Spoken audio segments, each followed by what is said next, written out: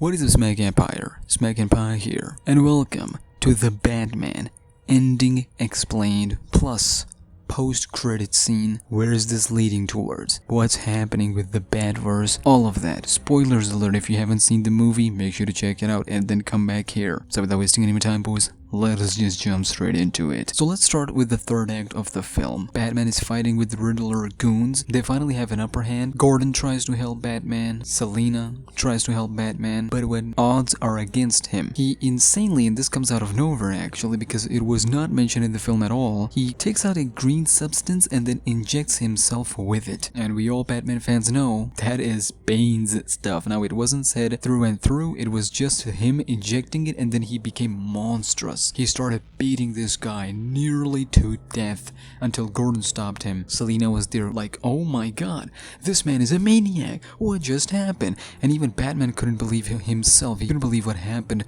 and what he did. So we know for a fact that in Batman 2, he's definitely gonna want to talk about it and he's gonna be like, yo, I don't want these. They take me to the next level. So Bane is definitely in this universe of Matt Reeves the Batman, so that is a good nod. One more thing before we get to the ending is that when Riddler exposed Thomas Wayne family dark secrets alongside Karma and Falcone, it literally said on the screen, hush, because of the secrets that they were burying, but it was also a good nod, a good reference to Batman Hush storyline. Of course, it's just me being hopeful, but this universe is literally begging for a Hush storyline. I feel like if Joker and Court of Owls are not part of Batman 2, Mr. Freeze and Hush 100% take them in Batman 2. We already know for a fact that Mr. Freeze is something Matt Reeves is eyeing on for the sequel, but we're just gonna have to wait and see. But Hush can be interpreted perfectly into this storyline. But now, let's get to the ending. So in the ending, as Batman is becoming the hope, the glimmer of hope in the darkness, that was an amazing shot, Oscar-worthy shot. And as Gotham recovers from the destruction that happened thanks to Riddler, and Riddler is in Arkham Asylum, he's having a meltdown, right? There's this another character who's his cellmate, starts having this conversation with him. And he says, one day, you're on top of the world, and the next, you're a clown. And I remember I was sitting in the theater. As soon as he said that, I remember the guy sitting next to me. He started like, oh my god, it's the Joker. And they didn't show his face, but from what we could see, the silhouette, his face was disfigured. Not completely. The hair was all messy. First of all, it was giving me vibes of Two-Face, Harvey Dent, because of how it was structured. It was so like Two-Face-ish, his hair and whatnot. But then, when he said the clown line, and then he asked Riddler a riddle, he said, what is worth more when you have less of them? Something like that, and he said a friend, and they both started laughing. And when Barry, the actor who's playing that Arkham inmate, when he started laughing, then it was like, okay now, come on now, this is 100% Joker. But even going more so, Matt Reeves actually talked about this character specifically, and he said that there's a deleted scene that Batman has a conversation with this character that we'll get to see. When they're gonna drop that deleted scene, I don't know, but we're gonna get to see. Number one. Number two, we just have another quote from Matt Reeves where he said, this character has actually been put here by Batman, which means if he's Joker, he's gone against Batman, but he is not Joker yet. Like, Batman has put this man behind bars in Arkham Asylum, but he don't know, nobody knows, even Joker himself doesn't know the severity and how deep this man and how insane this man is gonna become later on.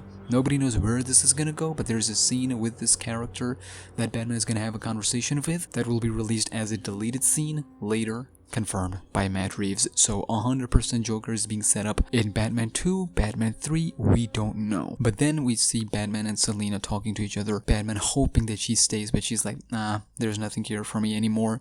And she's like, you should come too, this town is gonna kill you basically. And he is like, I know. And then there's cool comic nods, the comic dialogues, you know, you're spoken for in one. That was so, Zoe, come on, what are you doing to me? But she drops the name Bludhaven. She drops the name Bludhaven, and I know the first thing that we'll think of is either Nightwing or Robin and whatnot, but a lot of people are missing the point that also a nod to Green Arrow. I know, listen, we already have a an Arrowverse. Black Canary is part of DCEU, so Green Arrow is 100% likely gonna show up in DCEU, so most likely he's not gonna show up here. But still, I think it's a cool nod, regardless, just like the Bane nod. But Bane could really easily fit into this universe, not as a main focal point of the story for Batman 2 or Batman 3, but Bane, Hush, Mr. Freeze for Batman 2 Perfect with a little bit of Joker, because I feel like Batman 3, the trilogy, could end with the Court of Owls and Joker. It would be a full circle for us Batman fans. We know Penguin series is in the works. We also know that, which by the way, the ending sets up pretty well, because the Gotham is flooded. It opens the opportunity for the criminals. Carmine Falcone is dead, who was handling everything. He was Alada. It sets up Penguin being the next in charge for Gotham Mob, which will be tackled in the Penguin show on HBO Max. And then Matt confirmed today that the Gotham PD show is actually the Arkham show. It's based on Arkham Asylum. And now there are a lot of talks going around regarding Arkham Asylum show as an anthology series, each episode focusing on a different inmate, so it doesn't need to be prequel, sequel, and they're just about insane villains, and it could be a cool anthology series. I would love that, but it's all tie-in to this universe. We have at least 2 shows confirmed. There are talks of the Batman 2 at the moment, but so far this is the situation, ladies and gentlemen. We also gotta talk about the Robin. Robin needs to be in here, like I said in my previous video. If Court of Owls are involved, Bat Family need to be established beforehand, and Batman 2 is the perfect place to do that. A little bit of Robin, which means we're gonna have to skip past few years for Robert Pattinson to have a Bat Family, Robin, slowly Nightwing, because Bludhaven has already been teased.